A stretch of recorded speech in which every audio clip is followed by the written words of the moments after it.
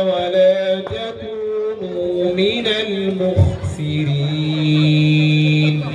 وزنوا بالقسطاس المستقيم. أعوذ بالله من الشيطان الرجيم. وأوفوا الكيل إذا كلتم وزنوا بالقسطاس المستقيم ذلك خير وأحسن تأويلا. ولا تقف ما ليس لك به علم إن السمع والبصر والفؤاد كل أولئك كان عنه مسؤولا. ولا تمش في الأرض مرحا إنك لن تخرق الأرض ولن تبلغ الجبال طولا. كل ذلك كان سيئه عند ربك مكروها. حسبك. صدق الله العظيم. ما شاء الله سخنا فاطمة. تكبير تكبير. كنا أنيو لين وين وقت با تكبير. هي ما شاء الله. kon day nim na Fatima alquran ji rafetna ma sha Allah yalla barke ñu continuer to élève bu ñu tuddé nday nim na ndaw di doom ci Cheikh Omar Ndaw ak Zeynab Dia. أعوذ بالله من الشيطان الرجيم. وإذا قرأت القرآن فاستعذ بالله من الشيطان الرجيم. أعوذ بالله من الشيطان الرجيم. وإذا قرأت القرآن جعلنا بينك وبين الذين لا يؤمنون بالآخرة حجابا مستورا. وجعلنا على قلوبهم أكنة أن يفقهوه وفي آذانهم وقرا.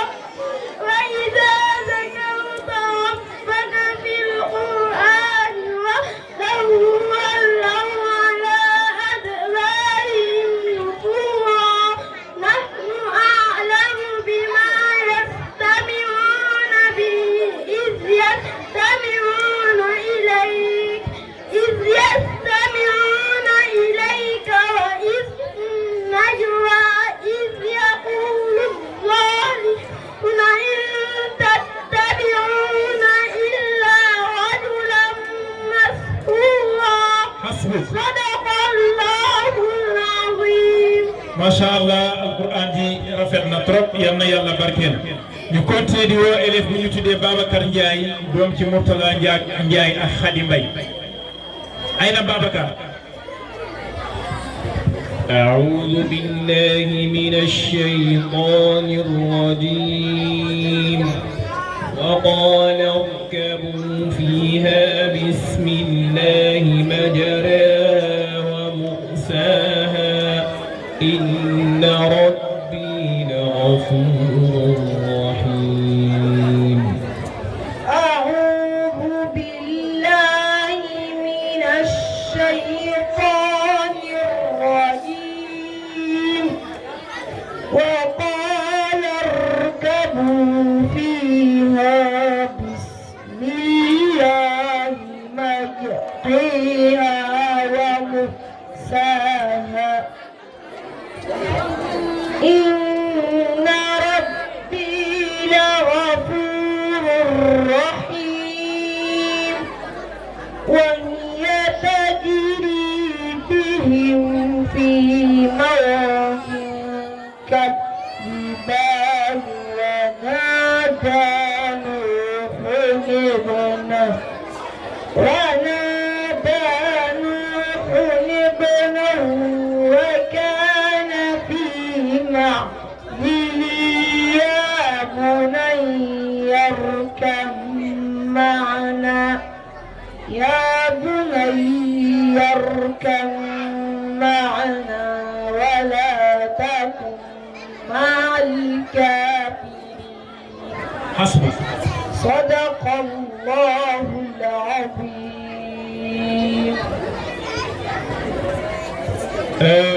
kon ñoo dugal benn discours rek bala ñu ñëwaat ci xale yi ndax imam ni nga ko waxee sànq Cheikh Tidiane njëkk muy ñib si daaru nekk na ci ay bërëb yu fasantikoo di fa jàngal doomi jullit yi alquran di fa jàngal doomi jullit yi xam-xam man mii di wax ak yow ca laa bokk ndax man jàngal na ma lu bari ci xam-xam sama morom noonu ak keneen ak keneen mu am benn mbokk mu fi ñëw jógee Kaolack ñu koy wax El Hadj Abdoulaye Touré moom it dafa def benn discours jagleel ko bis bi bëgg koo ilqa ndax jógee fii ba Kaolack kat préparé sa discours lu temps bi xat-xat war nañ laa may nga ilqa kon Aïcha Abdallah def na discours bëgg koo ilqa kon dañ koy may benn 10 minutes incha allah mu jóg ilqa ko bu ko defee ñun ñëpp ñu déglu li nga xam ne mu ngi koy wax incha allah Cheikh Abdallah mi ko rafet bay na yedey.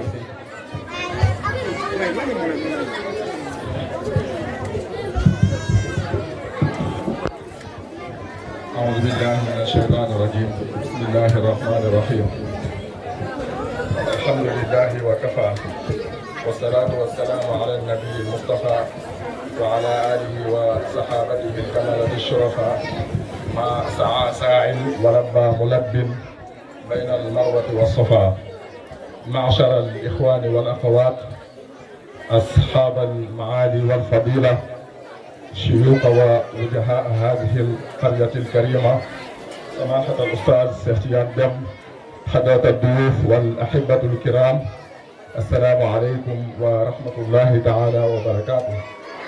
فإنه لا يسرني في هذه المناسبة أن ألقي هذه الكلمة أصالة عن نفسي ونيابة عن أخي الكبير الحاج عبد الله توري الذي كان من المفروض أن يحضر هذا اليوم ولكن لعذر طرأه لم يتمكن من الحضور فأرسلني أن أحضر أصالة عن نفسي ونيابة عنه.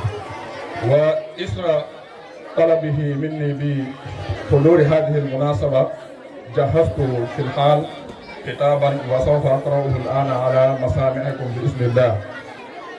بسم الله الرحمن الرحيم والحمد لله والصلاة والسلام على أشرف الأنبياء والمرسلين سيدنا محمد وعلى آله وصحبه أجمعين ومن تبعهم بإحسان إلى يوم الدين.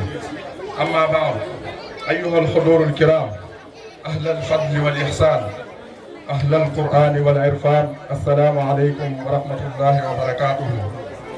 تحية طيبة مباركة وسلاما يليق بكرامتكم ومكانتكم فإنه لا يشرفني ويسعدني بل يملأ قلبي فرحا وسرورا أن أقف بين أيديكم في هذا الحفل المبارك الحفل الذي جمعنا على كلام الله وجمع قلوبنا على نوره وهداه وما أحلى أن نلتقي على ذكر الله وما أطيب أن نجتمع على تلاوة كتابه العزيز وما أسعدنا ونحن نستمع إلى آياته تتلى علينا وكأنها تنزل علينا من جديد. أيها الإخوة الكرام إن هذا المشهد الذي نعيشه هذا المساء مشهد اجتماعنا حول كتاب الله هو مشهد يبعث في النفوس الأمل ويجدد في القلوب الإيمان ويذكرنا بأن هذه الأمة لا تزال بخير ما تمسكت بكتاب ربها وسنة نبيها. فنحن اليوم والحمد لله نثبت للعالم أجمع أن القرآن حي في قلوبنا نور في صدورنا في طريقنا في هدايتنا ودستور حياتنا من ولادتنا إلى مماتنا. أيها الأحبة إن القرآن الكريم ليس مجرد كلمات نقرأها ولا حروفا نرددها ولا صورا نرتلها في المحافل والمناسبات. القرآن هو حياة للقلوب الميتة وصفاء للصدور المريضة ونور في الدروب المظلمة ودستور يهدينا إلى الخير وإلى الفلاح، وموعظة تذكرنا بالله في غفلة الغافلين. قال الله تعالى مخاطبا حبيبه محمدا صلى الله عليه وسلم: كتاب أنزلناه إليك مبارك ليدبروا آياته وليتذكر أولو الألباب. فتأملوا رحمكم الله هذه الآية الكريمة، فهي تذكرنا بثلاثة أمور عظيمة. الأول أن القرآن مبارك، أي فيه البركة كل البركة. ثانيا أنزلناه ليدبر آياته، أي للتفكر والتدبر والتأمل، وليس للهجرة أو الاكتفاء بالتلاوة دون فهم. فكم من قارئ للقرآن والقرآن يلعنه لأنه قرأه ولم يعمل به.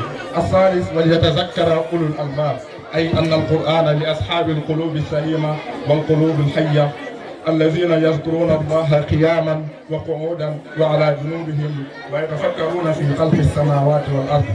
أيها الإخوة الكرام، إن حضوركم جميعا في هذا الحفل هو شهادة منكم على حبكم لكتاب الله، وتأكيد على أن هذا القرآن باق في قلوبنا وألسنتنا ما بقينا، ولولا همة رجال ونساء وشباب وشابات لكان مصير القرآن بين أيدينا كغيرها من الكتب يقرأ مرة ثم ينسى.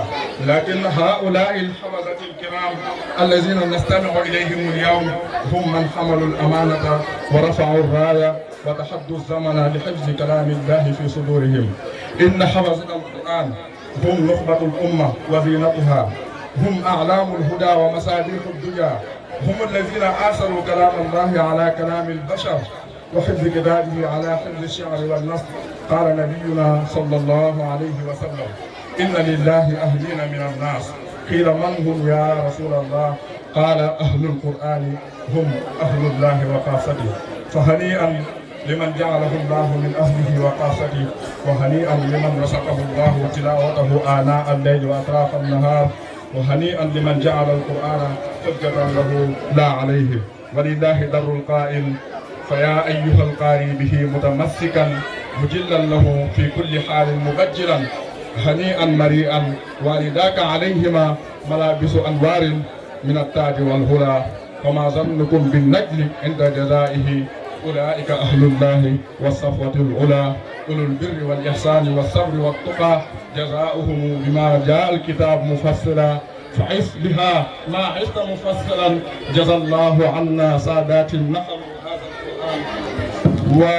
وليس معنى تعلم القرآن أننا نقرأه فقط، بل أن نفهم معانيه ونقف عند أحكامه ونطبق حدوده ونتأثر بوعده ووعيده وقصصه وعبره.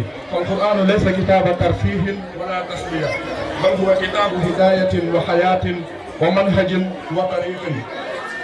فأيها الإخوة الكرام، خوفا من أن لا أطيل عليكم وخوفا من أن لا أكون عبئا عليكم، فإننا نختم هذه الكلمة متضرعين ورافعين أكف التضرع، سائلين من الله عز وجل أن يجعل هذا البرنامج برنامج خير وبركة ومغفرة ورحمة وتوبة وقبول. أسأل الله أن يتقبل من حفظة القرآن تلاوتهم، وأن يبارك في جهودهم ويزيدهم علما وإيمانا وتقا وهدى. أسأل الله أن يجعل القرآن العظيم ربيع قلوبنا ونور قبورنا وجلاء أحزاننا وذهاب همومنا وغمومنا. اللهم ذكرنا منه ما نسينا وعلمنا منه ما جهلنا، وارزقنا تلاوته آناء الليل وأطراف النهار على الوجه الذي يرضيك عنا. اللهم اجعله لنا إماما ونورا وهدى ورحمة. اللهم اجعله حجة لنا لا علينا، وشفيعا لنا لا شافعا علينا.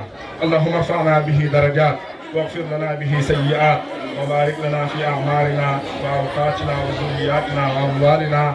هذا بالله التوفيق، فإن خيرا فمن الله، وإن شرا فمني، وأعتذركم كل الاعتذار على الإطالة، والسلام عليكم ورحمة الله تعالى وبركاته. تكبير تكبير. إن شاء الله.